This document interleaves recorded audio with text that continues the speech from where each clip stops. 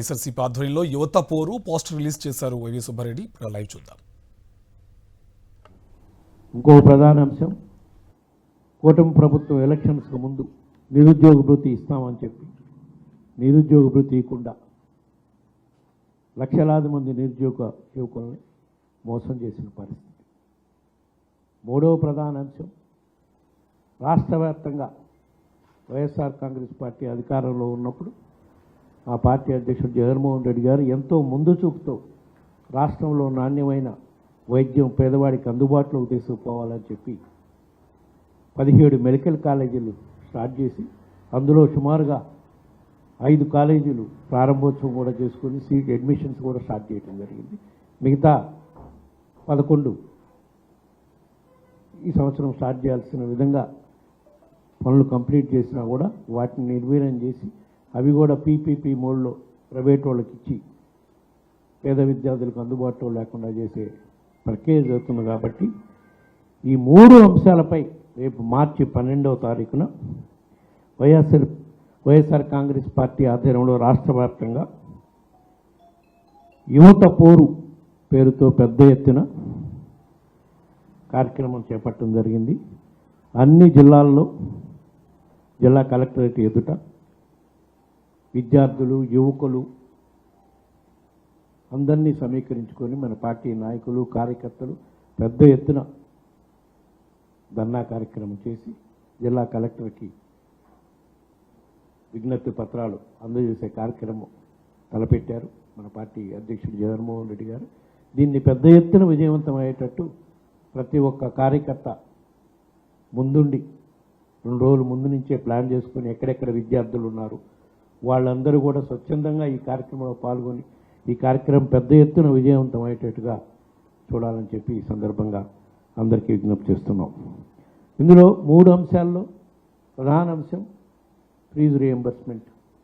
గత 3 క్వార్టర్స్ నుంచి 3 త్రైమాసిక మాసాల నుంచి ఫీజు రీఎంబర్స్మెంట్ ఆపేసినందువల్ల విద్యార్థులు అసలు వాళ్ళ పరిస్థితి అగమ్యగోచరముగా తయారయ్యే పరిస్థితికి వచ్చింది. ఎందుకంటే యాజమాన్యం వాళ్ళని సర్టిఫికేట్ లేకుండా కాలేజీ నుంచి బయటికి పంపే పరిస్థితి వస్తే వాళ్ళు పోయి ఈరోజు వ్యవసాయం చేసుకొని కూలి పనులకు పోయే పరిస్థితి వచ్చే పరిస్థితి ఈరోజు రాష్ట్రంలో ఉంది.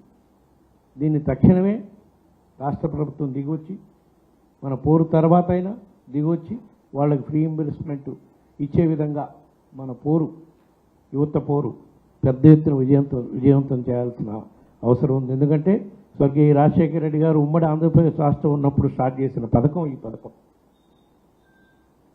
ఫీజు రీయింబర్స్మెంట్ పథకం. పేదవాడికి నాణ్యమైన విద్య అందుబాటులోకి తీసుకురావాలి, డాక్టర్లు కావాలి, ఇంజనీర్లు కావాలి, కలెక్టర్లు కావాలని ఎంతో గొప్ప ఆశయంతో ఆయన స్టార్ట్ చేసిన పథకం.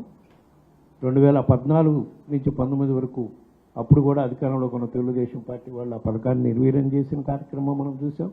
మళ్ళా వైఎస్ఆర్ కాంగ్రెస్ పార్టీ అధికారంలోకి వచ్చినాక స్వర్గీయ రాజశేఖర రెడ్డి గారు ఏ ఆశయంతో అయితే ఫీజు రీయింబర్స్మెంట్ పథకాన్ని స్టార్ట్ చేశారో దాన్ని ఎంతో గొప్పగా 2019 నుంచి 24 వరకు మన పార్టీ అధ్యక్షుడు జగన్మోహన్ రెడ్డి గారి ఆధ్వర్యంలో రాష్ట్ర వ్యాప్తంగా అమలు చేశాం. కాబట్టి ఈరోజు ఎంతోమంది యువకులు ఇంజనీర్లు, డాక్టర్లు అయ్యే పరిస్థితి ఈరోజు రాష్ట్రంలో వచ్చింది అని చెప్పి సందర్భంగా తెలియజేసుకుంటున్నాం.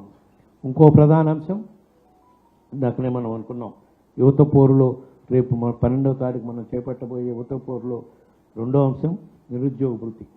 కూటమి ప్రభుత్వం అఫ్కోర్స్ 2014లో కూడా చెప్పారు, మళ్ళా 2024లో కూడా చెప్పి నిరుద్యోగ యువకుల్ని ఏ విధంగా మోసం చేశారో, దానివల్ల వాళ్ళు ఎంత నష్టపోతున్నారో అనేది రాష్ట్ర వ్యాప్తంగా నిరుద్యోగ యువకుల్లో చైతన్యం తీసుకురావడం కోసం అప్పుడైనా ఈ ప్రభుత్వం కళ్ళు తెరిచి, ఎందుకంటే ఇప్పటి వరకు పోయిన బడ్జెట్లో పెట్టలేదు, ఇప్పుడు ఈ బడ్జెట్లో కూడా నిరుద్యోగ భృతికి 3,000 రూపాయలు ఇస్తామని చెప్పి వాళ్ళు మేనిఫెస్టోలో చెప్పి ఎల్లో మీడియా రాష్ట్ర వ్యాప్తంగా ఎలక్షన్ల ముందు వదలగొట్టడం జరిగింది.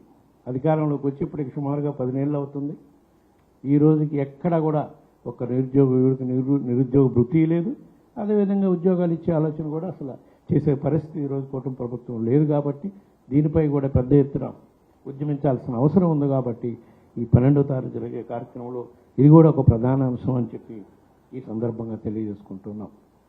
మూడవ ప్రధాన అంశం మెడికల్ కాలేజ్.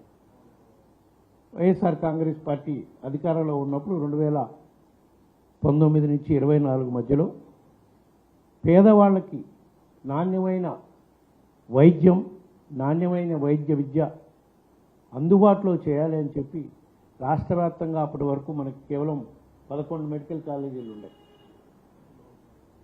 స్వతంత్రం వచ్చినాక కేవలం 11 మెడికల్ కాలేజీలు ఉంటే జగన్మోహన్ రెడ్డి గారు ఎంతో ముందు చూపుతో, కేంద్ర ప్రభుత్వం ఇప్పుడు ఆలోచన చేస్తుంది, ప్రతి మెడికల్ సీట్లు కొన్ని వేలు పెంచాలని చెప్పి ఈ మధ్యన కేంద్ర ప్రభుత్వం అనౌన్స్ కూడా చేసింది. బట్ మన పార్టీ అధ్యక్షుడు జగన్మోహన్ రెడ్డి గారు 2019లోనే ఆలోచన చేసి వైద్య రంగంలో విపరీతమైన మార్పులు తీసుకురావాలి.